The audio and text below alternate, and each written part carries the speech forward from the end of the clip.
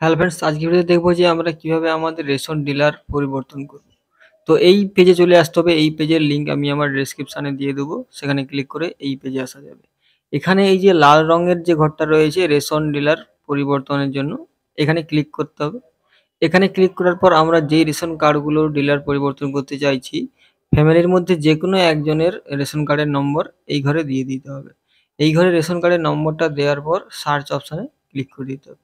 Search অপশানে click করার পর এখানে তার নাম শো হবে এবং সব ডিটেলসটা এখানে দেখা যাবে। এবং এই ব্যক্তির আধার কার্ডের সঙ্গে যেন অবশ্যই ফোন নাম্বার লিঙ্ক থাকে। যদি ফোন নাম্বার লিঙ্ক থাকে তাহলেই কিন্তু এই প্রসেস হবে, না হলে কিন্তু হবে না। বা যদি অন্য ওই ফ্যামিলির অন্য কারোর রেশন কার্ডের সঙ্গে আধার কার্ডের ফোন নাম্বার লিঙ্ক থাকে, তাহলে তার রেশন কার্ডের নম্বর এই ঘরে দিয়ে দিতে হবে। দেওয়ার পরে এখানে আমরা ক্লিক করার পরে সেন্ড ওটিপিতে ক্লিক করব। সেন্ড ওটিপিতে ক্লিক করলে ওটিপি যাবে রেশন কার্ডে, আধার কার্ডের সঙ্গে যে মোবাইল নম্বর লিঙ্ক রয়েছে। তো সেই ওটিপিটা আমাদের এইখানে লিখে দিতে হবে। তো ওটিপিটা এসে গেছে, আমি লিখে দিচ্ছি ওটিপিটা। ওটিপিটা লেখা হয়ে গেলে অটোমেটিকভাবে কিন্তু আমাদের এইভাবে ফ্যামিলির যতজনের নাম রয়েছে প্রত্যেকের নাম কিন্তু এখানে দেখা যাবে। তো আমরা যদি আমাদের ঠিকঠাক সব কিছু থাকে তাহলে আমরা এবার নিচে যাব। একটু নিচে নামালে আমরা দেখতে পাবো এই যে ফর্মটা, তো এই ফর্মটা আমাদের ফিল আপ করতে হবে। এখানে আমাদের রেশন কার্ড যে এখন বর্তমানে কার কাছে পাচ্ছি সেই নামটা উপরে শো হবে এবং তার নিচে আমাদের ঠিকানাটা পরিবর্তন করতে মানে আপডেট করতে হবে। তো এখানে লেখাই রয়েছে প্রথমে আপনার ঠিকানা আপডেট করুন। তো এখান থেকে কিন্তু আমাদের ঠিকানাটা একে, একে করে একটা করে সিলেক্ট করে নিতে হবে এবং যেখানে লেখার প্রয়োজন রয়েছে সেখানে লিখে দিতে হবে। গ্রাম, আর এখানে পিন নম্বর রয়েছে তো পিন নম্বরটা লিখে দিতে হবে। পিন নম্বর লেখা হয়ে গেলে পিন নম্বরের আন্ডারে এখানে কি থানা রয়েছে সেটা লিখে দিতে হবে। পোস্ট অফিস কি রয়েছে সেটা এখান থেকে এখানে লিখে দিতে হবে।